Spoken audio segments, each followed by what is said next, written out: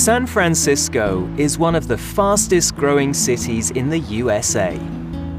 Thanks to its location just north of Silicon Valley, business is booming, and the city is attracting some of the world's most successful technology companies. But traditionally, San Francisco has always felt more like a small city than a bustling metropolis. During the 60s and 70s, it was a vibrant hub of art, music, and politics. And its reputation as a center of counterculture attracted people from all over the world.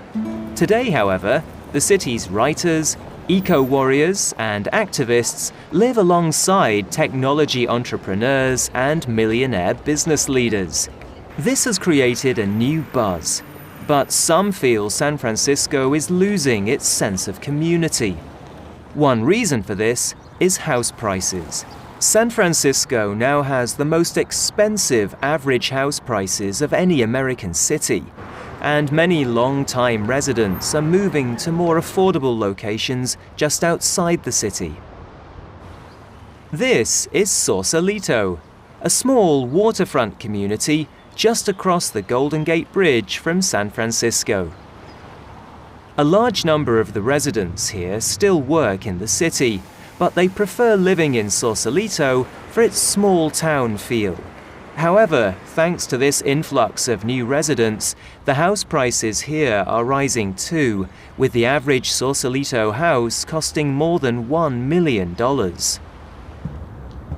But there is one area that still offers affordable housing and a strong neighborly spirit: Sausalito's world-famous houseboat community.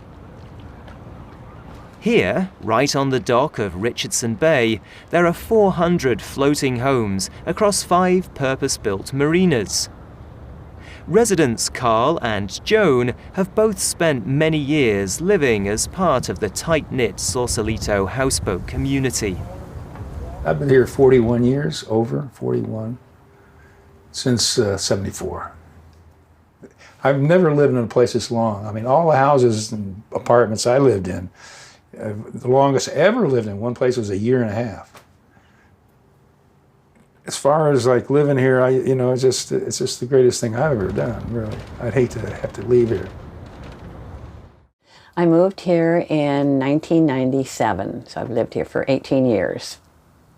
It's different, and I just love it. I love living here. I love the view. I like the people, and there's just a great sense of community here that I really enjoy. During the Second World War, the area here had been home to a huge industrial shipyard, which closed in 1945. Immediately afterwards, a number of people moved here and converted the old boats into homes. Over the years, the community grew, and by the 60s and 70s, it had a reputation as a fun, exciting, and creative place to live. Today, the houseboats are connected to local amenities, and many residents claim they are as comfortable as any small house. Well, there's so many different types of houseboats. They all look pretty different, and some are extremely modern and really lovely.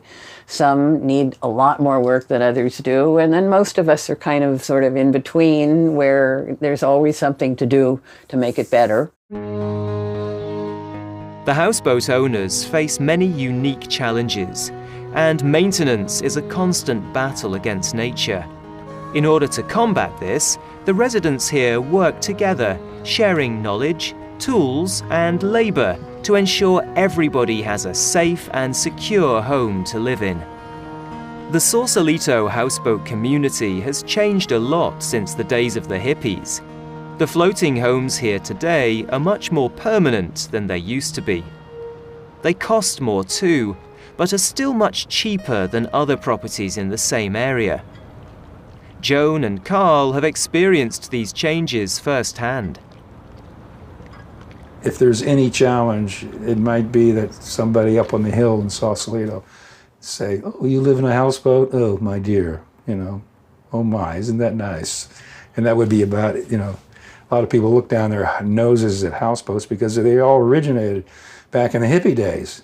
You know, people are out here doing hippie things, and of course the people on the hill, the moneyed people, didn't like that at the time. But they're coming down now, out of the mountains, and they're living all over here. These guys are millionaires. A lot of these people that are buying these boats now are literally millionaires. There's 4, 5, 6 on the stock, and it used to be all poor people, all artists, all, you know, photographers, painters, writers, musicians.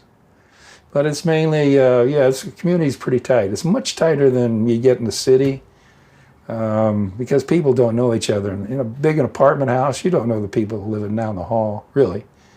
But around here, everybody knows everybody. And can we look out for each other?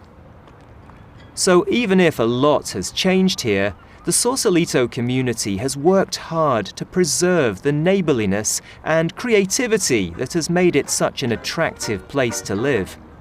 This small collection of houseboats may be just 10 minutes from one of America's fastest growing cities, but it still feels like a small village by the bay.